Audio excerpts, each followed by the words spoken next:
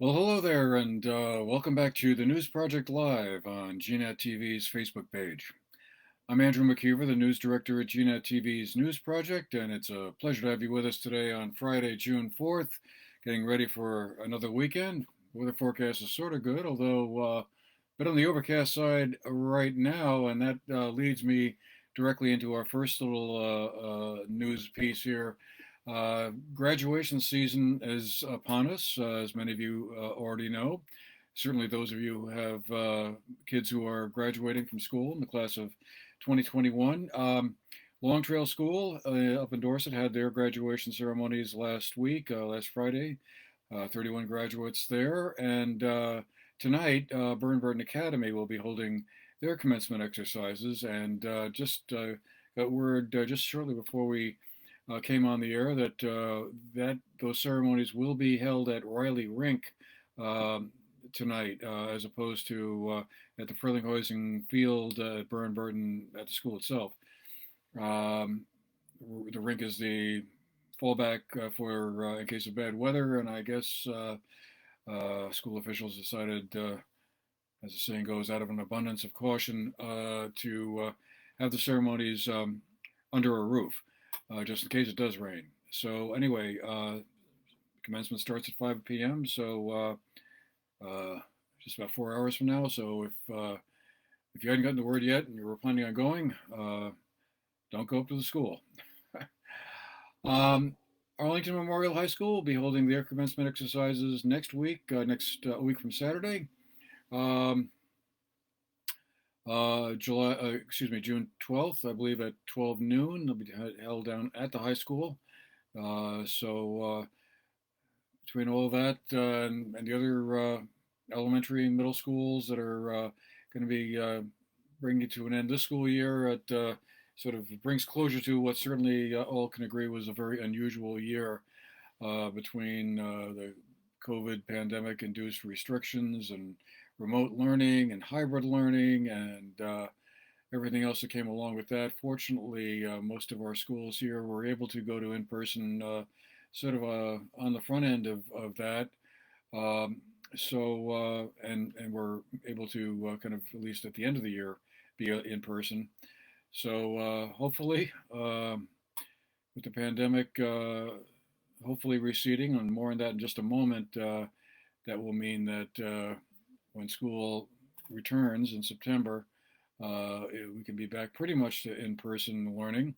Although it'd certainly be interesting to see kind of what the final takeaways are about remote learning, whether or not there is a place for that, like many businesses and other organizations are discovering or thinking about. Is there a way to kind of combine the best of both worlds and see some small sort of silver lining, if that's the right term, out of that? So to be followed up on as we get a little bit closer to September. But right now, congratulations again to the graduates. Class of 2021 had 2 years of their schooling kind of disrupted and interfered with by the pandemic. So fortunately that it's ending on a positive note. So speaking of which, COVID updates. Well, the numbers are certainly starting to look a lot better than they were not so very long ago, thanks to the fact that here in Vermont, at least, our vaccination numbers are among the best in the country, if not the best. Almost, but not quite yet. 80% of the state has received at least one dose of a vaccine.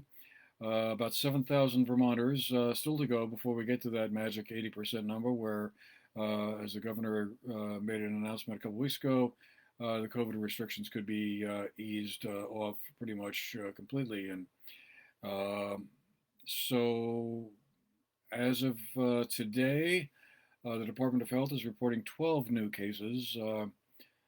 Still kind of hard to read those small numbers. We're used to seeing a couple of hundred or so each day for a while.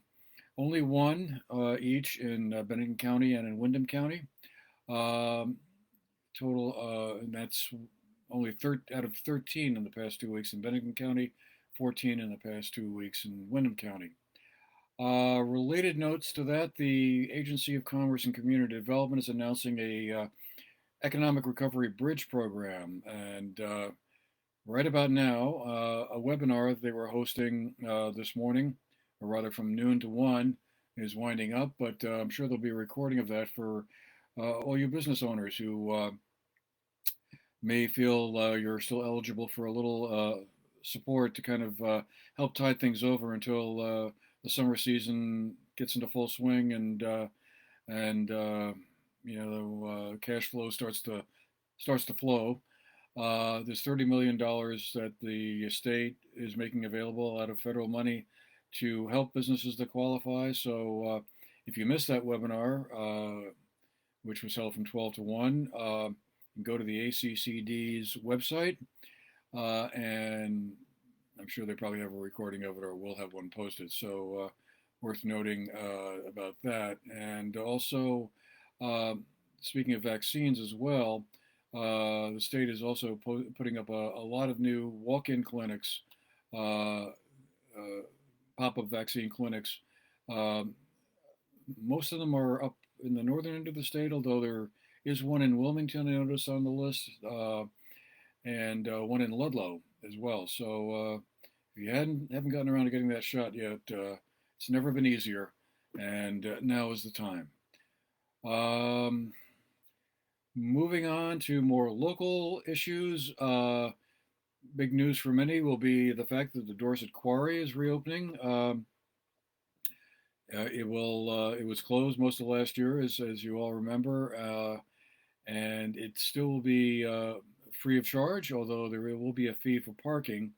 However, you will have to register when you go there and sign a waiver and obtain a wristband. That's in order to meet insurance requirements for the quarry, and you have to be able to show that wristband in order to get into the quarry and stay around. And anyone caught without a wristband will be asked to leave. So, good news there. One sign certainly of life returning to normal again. Another one is the summer soccer schedule that is going to be coming up. I guess kind of in a sense already begun, but the big events, the soccer games featuring two, I guess you call them semi-pro teams, the Blackrock Football Club and the Vermont Fusion team.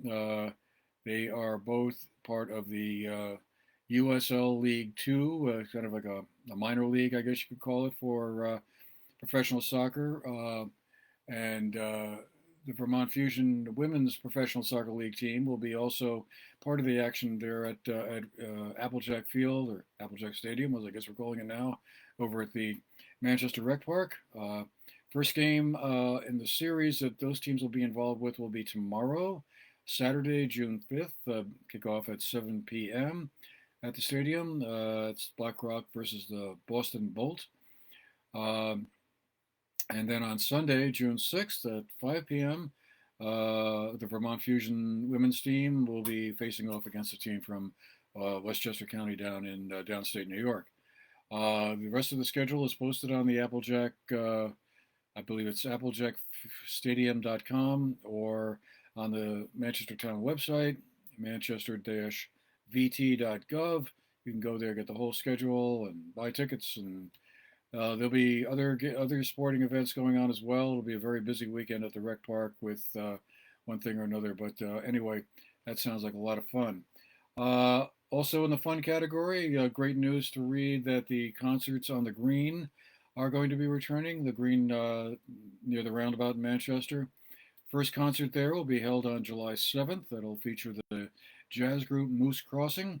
Those concerts will begin around 6 p.m. and I believe on the town website is also a list of the other concerts. I think there's going to be about 7 all told running through July and into August. Moving up to Montpelier just for a brief second. Looked like the legislature had called it a day last week and adjourned, but they are going to be coming back for a veto override session to attempt to override 2 vetoes that Governor Phil Scott put in place, I guess it would be earlier this week. They involve 2 bills that involve allowing non-citizens to vote in local elections in the towns of Winooski and Montpelier. but while they're back in session again to attempt to override those vetoes, um, they may be taking up a few other pieces of leftover business as well. So it ain't over yet, as the old saying goes. It'll be interesting to see where they land on those bills.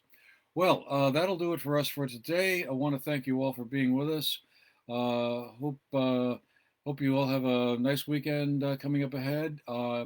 You can, by the way, if you want to drill down and get a little more information on some of the topics we talked about today, you can go to our comments section where you'll see a few links to more information about these stories.